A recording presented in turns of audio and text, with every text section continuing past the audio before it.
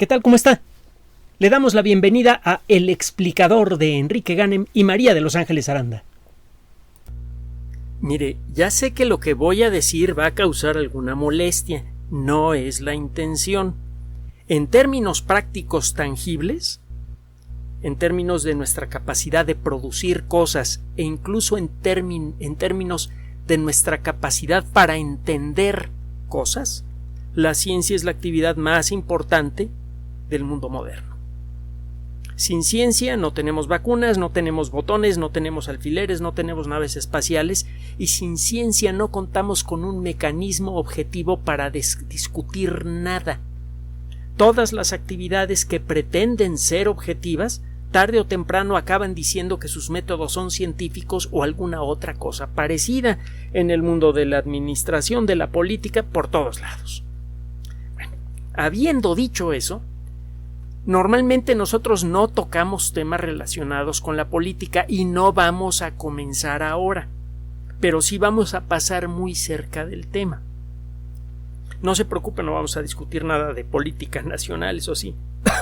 Perdón, con eso ni nos metemos, no sabemos, no es lo nuestro, pero hay un tema de política internacional que ha generado muchos problemas en los últimos meses y puede generar roces muy graves entre grandes potencias, que se resuelve con un poco de genética. Ahí le va, está bien sabroso. Como siempre, ya sabe usted que aquí le buscamos los temas sabrositos.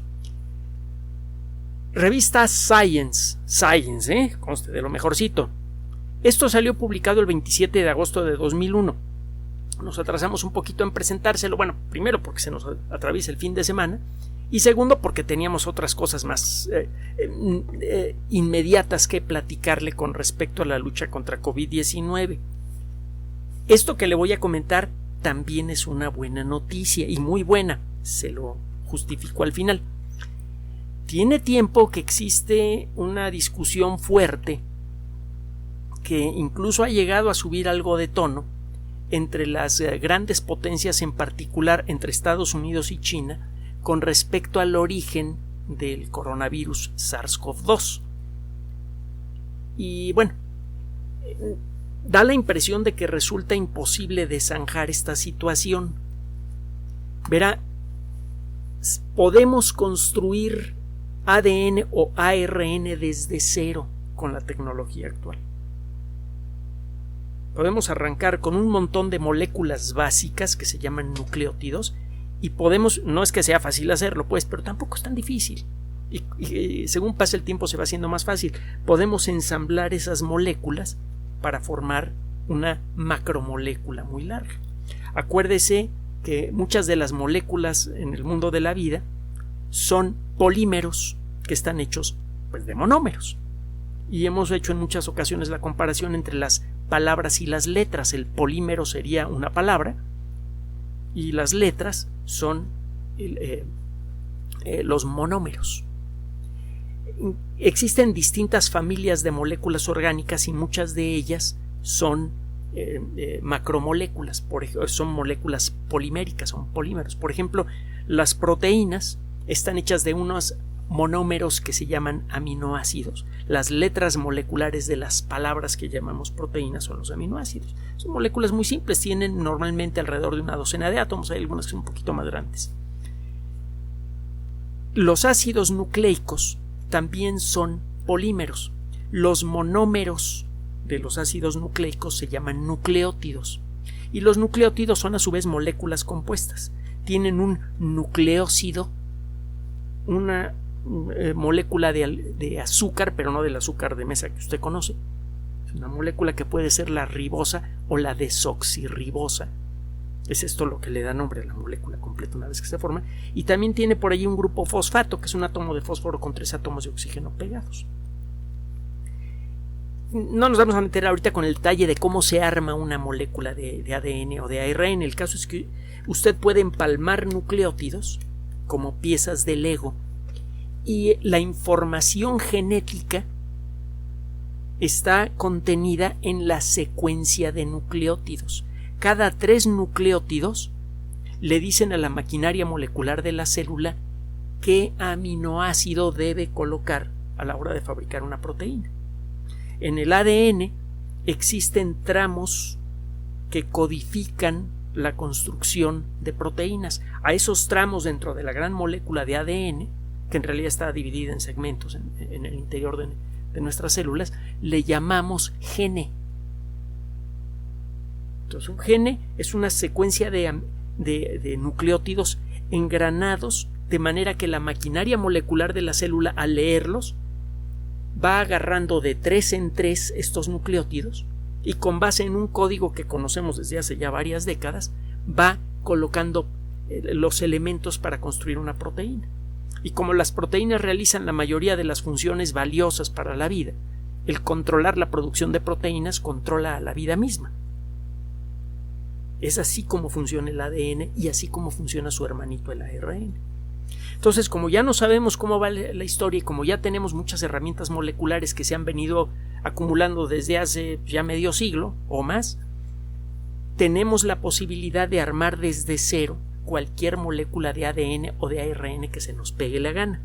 Lo que es más difícil es calcular qué función es, pero mucho más difícil, es algo que no hemos resuelto bien todavía, apenas estamos empezando a arañar la superficie del problema. No sabemos cómo calcular qué características va a tener una proteína simplemente dando una secuencia de aminoácidos. Entonces, de arranque, el construir desde cero un coronavirus, pues sí sería un trabajo latoso, pero está perfectamente dentro de los límites de lo posible. Así que sí, se podría haber sintetizado el coronavirus completo. El calcular que su proteína de pico iba a resultar especialmente efectiva para pegarse en las células humanas, ese es otro boleto. Eso sí, no tenemos ese conocimiento. Pero bueno, esto podría descartar la idea de que el coronavirus fue construido desde cero, pero para hacer un arma bacteriológica usted no haría esto. Usted tomaría un virus ya existente natural y le haría pequeñas modificaciones. Usted detecta un coronavirus que no se le pega bien a las células humanas y podría usted efectivamente hacer experimentos de modificarle la proteína de pico, modificar las instrucciones para la proteína de pico, cultivar ese virus en células humanas individuales hasta encontrar una fórmula para la proteína de pico que haga que el virus se pegue bien a las células humanas. Eso es lo que se necesita para que el virus sea altamente infectivo en células humanas. Y luego tiene usted que revisar las características de las proteínas de su virus a ver si el virus puede sobrevivir fuera del cuerpo mucho tiempo. Hay muchos virus que no sobreviven prácticamente nada fuera del cuerpo, como el virus del SIDA. Hay otros virus que pueden sobrevivir por semanas o meses o en congelación incluso por décadas, como el virus de la gripe en ciertas circunstancias. Entonces usted le busca a la estructura molecular de la proteína de pico para no perder su infectividad y que pueda sobrevivir fuera del cuerpo. Ya tiene usted un virus fácilmente contagiable. También puede buscar un virus que ya sea fácilmente contagiable en seres humanos y busca la manera de modificarle algunas cosas para conseguir que escape al sistema inmune. Eso también se podría hacer. El caso es que, con base en estos razonamientos y en otros parecidos, algunas personas han querido ver que este coronavirus es un arma biológica creada por los chinos, o que estaban trabajando con el virus y por accidente se les escapó. Bueno, vamos a ver.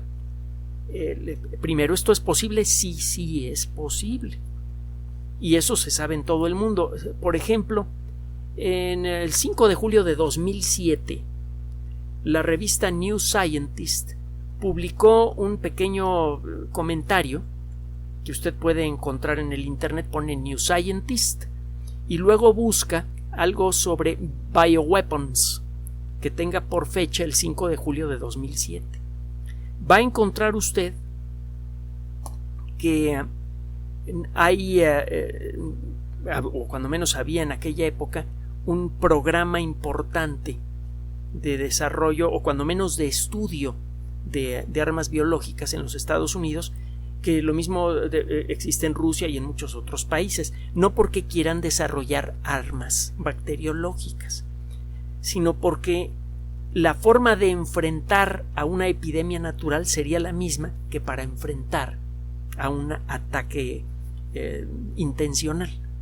El proceso sería el mismo. Entonces, en muchas ocasiones los laboratorios militares que se dedican al estudio de armas bacteriológicas no es que estén chiflados y quieran construir una bacteria que se coma el mundo.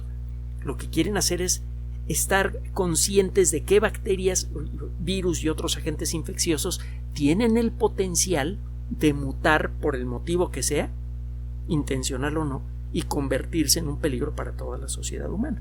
Es por eso que muchos de los mejores laboratorios de virología, por ejemplo, son militares, total o parcialmente, como el USAMRIC. Otro día le platico de los grandes laboratorios que se dedican a esto y de cómo hacen pública su investigación. No crea que son instituciones secretas que trabajan todo el tiempo debajo de la superficie. Mucho de su trabajo es publicado y en revistas arbitradas, además. Bueno, el caso es que a lo largo de los años han ocurrido accidentes bacteriológicos en muchos lugares del mundo. Por ejemplo, en este artículo del 2007 se habla de unos accidentes que hubo a la hora de trabajar con enfermedades que pueden ser potencialmente muy peligrosas, como la fiebre Q, la tularemia y la brucelosis, que son enfermedades importantes que podrían producir epidemias a gran escala. Si hubiera alguna mutación de los agentes infecciosos que producen cualquiera de estas enfermedades, podrían producir un problema realmente serio. Y además son agentes infecciosos que están continuamente saliendo a la superficie porque también infectan animales. Entonces, el eliminarlos por completo de la faz de la Tierra no es posible. Todavía no existen vacunas efectivas contra la tularemia, la brucelosis o la fiebre Q. Uno de estos incidentes fue en la Universidad de Texas A&M, la Universidad de Agricultura y Minería, que es lo que significa Texas A&M. En aquella época ocurrió un incidente con fiebre Q. También en la Universidad de Nuevo México hablan de un accidente que ocurrió durante una investigación con anthrax. En la Universidad Médica de Ohio también hubo un caso de una exposición a otro agente infeccioso, la fiebre del valle o la Valley Fever. Si usted busca en la Wikipedia la lista de accidentes de laboratorio que involucran a agentes infecciosos, verá que es muy larga. Y no solamente en los Estados Unidos. Hay un caso muy sonado que va a encontrar usted en la Wikipedia, que ocurrió el 2 de abril de 1979 como consecuencia de una liberación accidental de esporas de anthrax, especialmente infecciosas, de una instalación militar soviética en la ciudad de Sverdlovsk. Ahora se llama Yekaterinburgo, un lugar que también es conocido porque en la zona fue donde asesinaron al último zar y a su familia, y tiene otras historias. El caso es que el accidente fue serio, cuando menos murieron 66 personas, la cantidad exacta de gente que murió no se sabe. Total, el caso es que le ha pasado a Rusia, y este es uno de los incidentes que le pasó, a la antigua Unión Soviética, ahora Rusia. También le digo, a los Estados Unidos les han pasado muchos accidentes, etcétera, etcétera. ¿Podría entonces el SARS-CoV-2 ser un accidente de laboratorio en China? La narrativa, afortunadamente, en los últimos meses ha dejado de ser que el SARS-CoV-2 es un arma bacteriológica hecha con intención de fastidiar. Ahora lo que se investiga es si se trata de un accidente de laboratorio, y en un comentario editorial, lo que se llama en la sección de perspectivas, en la revista Science, publicado el 27 de agosto de 2021, en un documento que se llama The Animal Origin of SARS-CoV-2, usted lo puede consultar y lo puede descargar gratuitamente. se hacen algunos señalamientos muy interesantes, en donde se combina las geociencias, en particular los sistemas de información geográfica, conocidos en el mundo de la informática como GIS, con información genética, con virología y con otras disciplinas. Se hace un coctelito muy sabroso. SARS-CoV-2 primero fue detectado en la ciudad de Wuhan, que se encuentra a más de 1500 kilómetros de la región, del lugar más cercano en donde se habían encontrado sarbecovirus naturales. El grupo de los sarbecovirus es el que engloba a los coronavirus. Entonces se han hecho, desde luego, por cuestión de autoprotección, y esto se hace en muchos lugares del mundo, se estudian los virus y otros agentes infecciosos que existen en poblaciones naturales de animales que puedan entrar en contacto con frecuencia con seres humanos. Los murciélagos pues están por todos lados. Ya le he comentado que aquí en la Ciudad de México hay un montón. Y no me refiero a las personas que manejan en la noche de manera descuidada porque a lo mejor consumieron algo que no debían o en la cantidad incorrecta.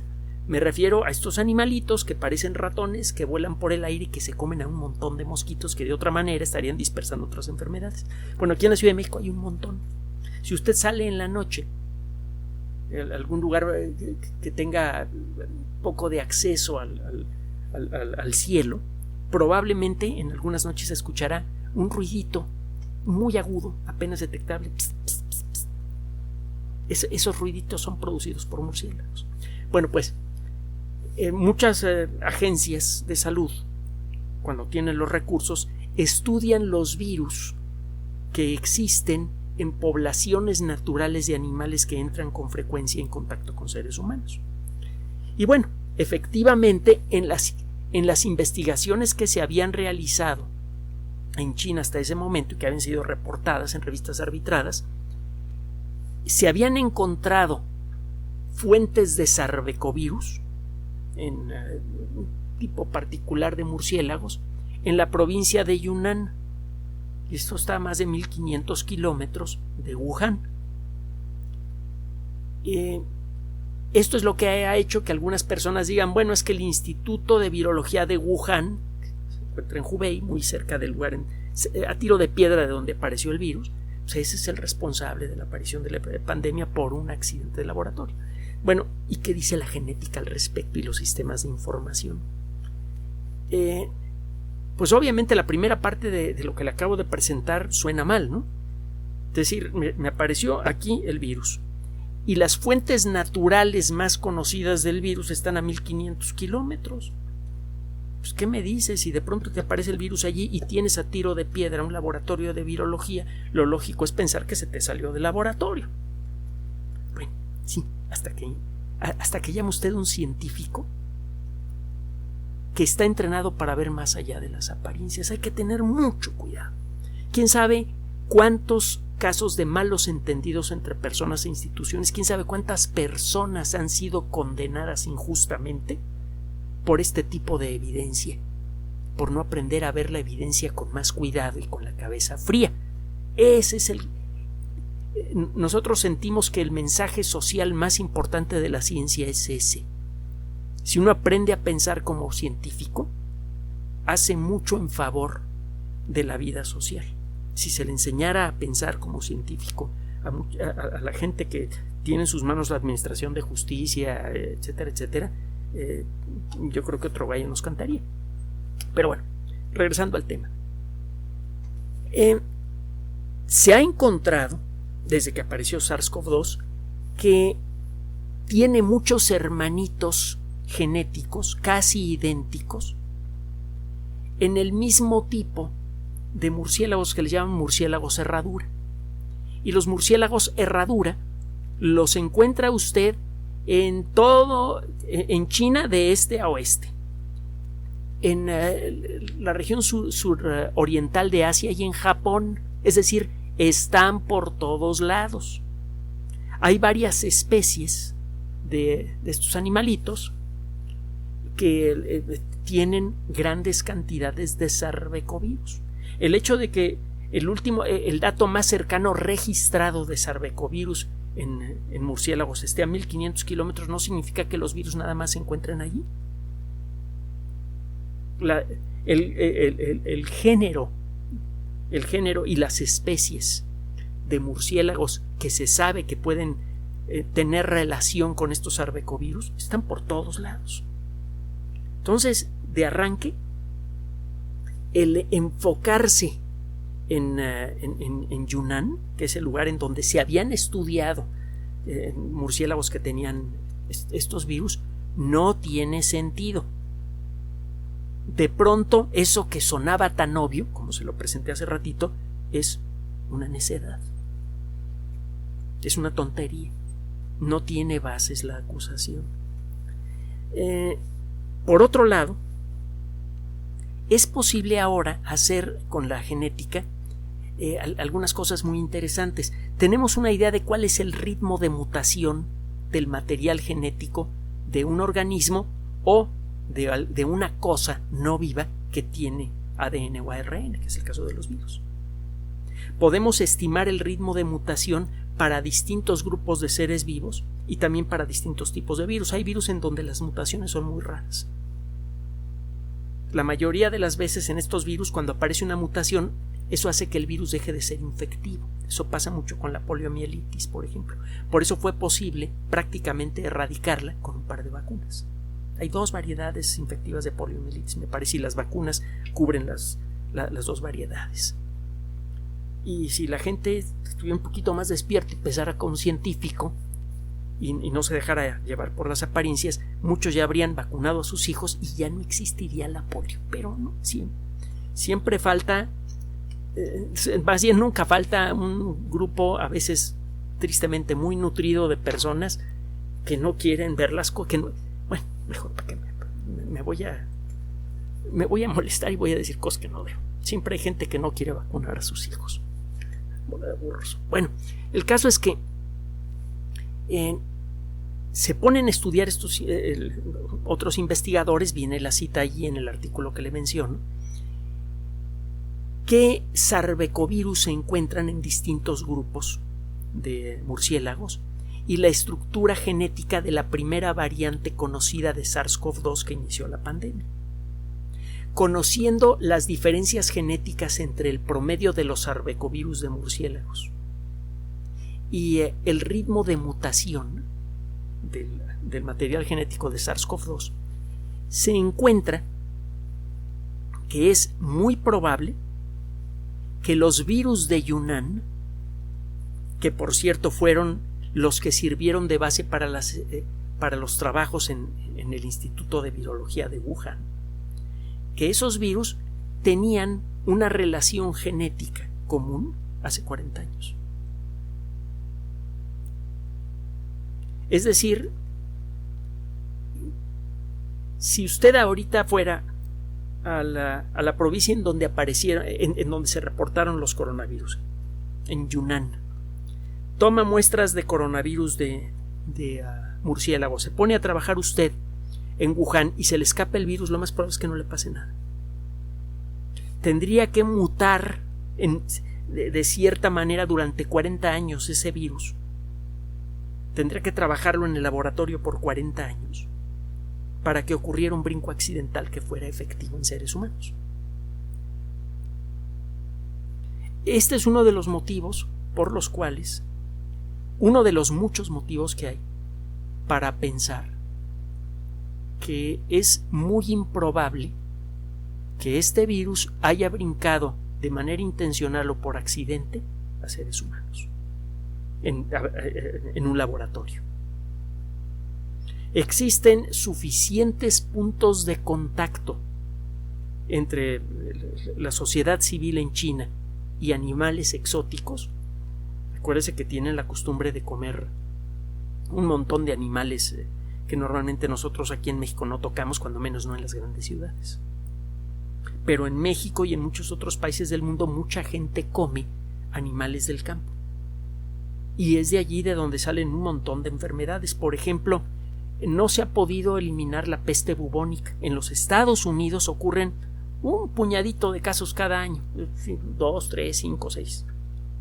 Y esto tiene que ver mucho con el consumo de animales del campo. Y lo mismo se puede decir, por ejemplo, de la lepra. En los lugares en donde se come armadillo, la lepra sigue apareciendo. Afortunadamente para la lepra sí hay tratamiento. Bueno, total, para no alargar demasiado este rollo y no acelerarme yo tampoco, busque usted el documento que se llama The Animal Origin of SARS-CoV-2 publicado el 27 de agosto de 2021 en la revista Science. Y por favor, no crea en teorías de conspiración nada más por moda o por, qué sé yo, por tratar. Yo creo que creemos demasiado en la frase que dice piensa mal y acertarás. Sí, es cierto que en muchas ocasiones cuando uno piensa así, realmente acierta, pero en este caso, no parece ser el caso, pues. Parece que lo que estamos viendo es un ejemplo ya esperado desde hace años de un virus que brinca de animales a seres humanos y se vuelve muy infectivo. Sabemos que eso ha pasado muchas veces en décadas anteriores. Sabemos cuáles son los mecanismos que lo permiten, cuando menos en términos generales. Así que sabemos que es inevitable que tarde o temprano esto ocurra. Entonces, ¿es una buena noticia esto? Sí, claro que sí. ¿Sabe por qué? Porque significa que no hubo mala voluntad en la aparición de esta pandemia, que realmente es un accidente que afectó a todos. 1. 2. Lo que hemos aprendido en estos pocos meses es enorme. Estamos mucho mejor equipados para enfrentar otra pandemia, sea producida por quien sea, por la naturaleza, por un descuido, por lo que usted quiera. Entonces, por favor, esta noche, si ha tenido usted la intranquilidad de que, híjole, a lo mejor esto es consecuencia de la mala voluntad de alguien, no, olvídelo. La naturaleza no tiene mala ni buena voluntad. Este es un fenómeno natural que ya conocemos, que estábamos esperando y que se podrá repetir en el futuro, solo que la próxima vez vamos a estar muy bien preparados. Mientras tanto, hágale caso a las autoridades de salud. Por favor, nos queda poco para voltearle la tortilla a la pandemia. De hecho, ya lo hicimos cuando llegaron las vacunas. Mientras tanto, distanciamiento social, mascarilla, hágale caso a lo que dicen las autoridades de salud. Gracias por su atención. Además de nuestro sitio electrónico www.alexplicador.net, por sugerencia suya tenemos abierto un espacio en Patreon, El Explicador Enrique Ganem, y en PayPal, elexplicadorpatrocinio@gmail.com, por los que gracias a su apoyo sostenemos este espacio. Puede usted descargar gratuitamente estos audios en formato MP3 en Spotify y en iTunes como El Explicador Sitio Oficial y en SoundCloud como El Explicador, y con formato de video en YouTube en El Explicador Sitio Oficial. Recuerde nuestras redes sociales de siempre, Twitter Enrique-Ganem y en Facebook Enrique Ganem Sitio Oficial, El Explicador y los grupos que usted ya conoce. Finalmente, El Explicador siempre somos María de Los Ángeles Aranda y Enrique Ganem. Gracias.